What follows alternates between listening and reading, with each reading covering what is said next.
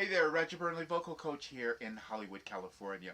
So I've been coaching for a long time, and there's a new thing. It's not really new, but it's been around. It's become more prevalent recently.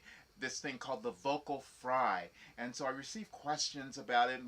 Should I do it? What does it mean? And all of that. And is it dangerous? Well, I have not used it, and you're going to find that it's also talked about in various different ways. It's typically a sound that has this kind of glottal kind of effect. It has this effect that where you're going back in your throat, and it's a scratchy kind of tone. Now, what's happened recently, which is so fascinating, is that a lot of people have picked up this vocal fry in their speech, meaning that you can hear it in their voice when they talk. And you hear that. I'm allowing that. You see that glottal stop thing is happening now. I when you read about this, you can go on Wikipedia. You'll see I think they kind of mentioned me. They said a lot of vocal coaches say stay away from it, don't use it, and I would be one of those vocal coaches only because it's a little dangerous if I'm not working with you. Now you can create it as long as you know that you're not going back in your throat and using the swallowing muscles. That's the problem. So typically the vocal fry, a lot of guys use it to get to really lower notes and all of that because it's easier to get there. You can do that. Let me show you what it can sound like and how you can let the fry come through, or you can clean it up. I'm going to do this on my humming exercise.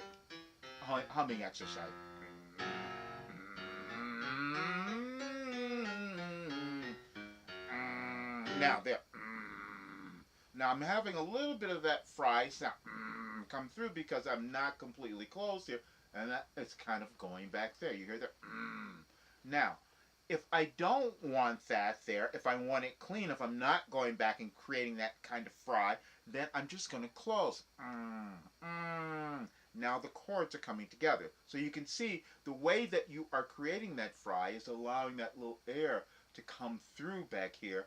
But again, depending on what your body's used to doing, it could be a little dangerous if you're going back in your throat to try to accomplish that. Let me go back to the beginning, and I'm going to switch it up and back and forth so you can see both types.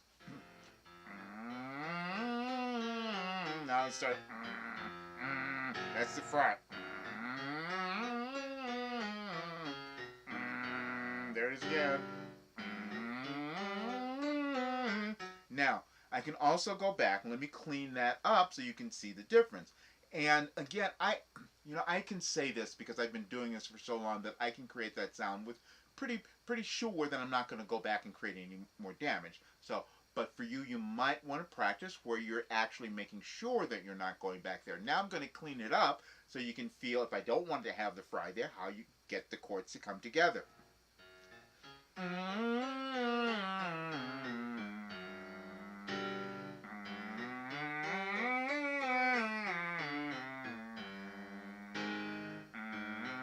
See, it's just that starting, when I don't have that air, when I'm not allowing it to open and starting there really clean, then the sound is clean and I'm not putting that fry there. So again, this is what that is. And a lot of times you will hear people, you'll hear it in speech, I think, a little bit more now when people are talking. And I will say, it's so fascinating. I read this, and you guys may want to think about this. I hadn't thought of this, but there was a really interesting thing that they said that they found that a lot of times women who use that vocal fry in their speech, you start to not think of them as being as confident. I don't know what that means or how people interpreted that, but we do form impressions about ourselves because of that. So just understand, it's really cool sometimes to use this in music for an effect, but just think about whether or not you want to carry it on and have it in your speech as well. All right, hope this helps you guys. Have a really good one. Share the video, subscribe to the channel, and leave your questions, and I'll see you next time.